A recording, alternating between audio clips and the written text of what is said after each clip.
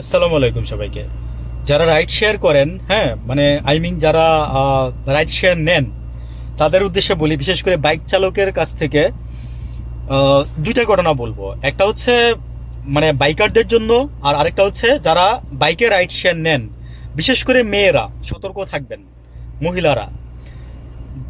কিছুদিন আগে আপনার এই উত্তরা দিয়াবাড়ি থেকে এক মহিলা, আপনার মেয়ে আর কি বলতে পারেন, ডিভোর্স তার, সে বাইক রাইড শেয়ার নিয়ে দীপু নামে একটা ছেলের সাথে তার একটু মানে জাস্ট প্রেম টেম কিছুই না, কোনো কিছু সম্পর্ক না, জাস্ট তাকে ফোন দিলে সে এসে নিয়ে যায়, ড্রপ করে আবার সে ক্লাস করে চলে আসে, এই ধরনের কিছু একটা। তো সেদিন সে যথারীতি তাকে কল দেয়, যাওয়ার পরে তাকে আপনার দীপু আপনার যে তাকে সার্টেন টাইম পর্যন্ত ওয়েট করে তার জন্য, যে আসে যে ঠিক আছে আমি আপনাকে আবার নিয়ে নামায়ও দিয়ে আসবো।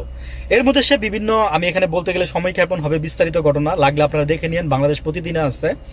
তো এখানে আমি তাকে সেরাটন হোটেলে নিয়ে যায়, হ্যাঁ মানে ভুলভাল বলে, মানে আমি ওখানে একটা কি ফেলাই আসছি, তারপরে হচ্ছে আমার ফ্রেন্ড বাইকটা নিয়ে গেছে, একটু ওয়েট করতে হবে, মানে ডিটেলসটা আপনারা শুনে নিন, আমি জাস্ট মূল কি পয়েন্টগুলোতে থাকি।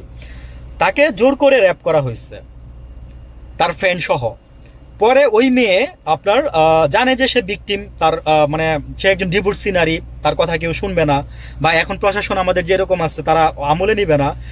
তো সে একটা স্বীকারোক্তি নেয় তার কাছ থেকে ফোনে, মানে কৌশলে।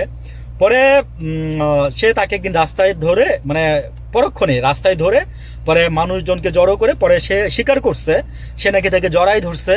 এই তো খেলা শেষ, যে জড়াই ধরতে পারে সে তো, মানে আপনি জড়াই বা ধরবেন কেন, তাই না? সে যে মিথ্যা বলতেছে, তার চোখ মুখ কথা বলতেছে। পরে তাকে পাবলিক উত্তম মধ্যম দিয়ে পুলিশে দিয়ে দেয়।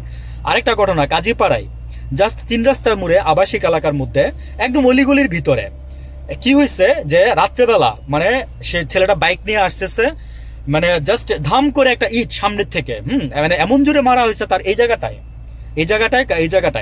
মানে সে জাস্ট বাইকটা নিয়ে সাথে সাথে জাস্ট একটা, মানে সে তো হার্ট ব্রেক করছে, করার পরে বাইকটার সাথে সাথে রাউন্ড করে পড়ে গেছে, এবং সাথে সাথে ছেলেটা সম্ভবত সেন্সলেস হয়ে গেছে। পরে সেই দৌড়াই আসছে, এসে তাকে কি একটা রিক্সায় তুলে দিতে চাইলো, রিক্সাওয়ালা নিতে চাইলো না।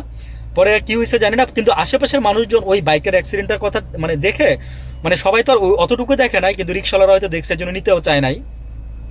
তো ওরা মনে করছে যে অ্যাক্সিডেন্ট করছে, পরে বাইকটা নিয়ে গেল আর কি। আর কি করার, এটার জন্যই তো এই কাজটা করছে। কিন্তু এলাকাবাসী যারা ছিল তারা মনে করছে কি যে বাইক অ্যাক্সিডেন্ট করছে। আপনারা সতর্ক থাকবেন প্লিজ, অনুরোধ লাগে। হ্যাঁ, এই সরকার আপনাদেরকে নিরাপত্তা দিবে না, আমি বললাম কথাটা, দেয়ও নাই, দিবেও না, কোনো সরকারই দেয় নাই নিরাপত্তা। আপনারা প্লিজ সাবধানে আপনারা চলাফেরা করবেন, ভালো থাকবেন। আসসালামু আলাইকুম।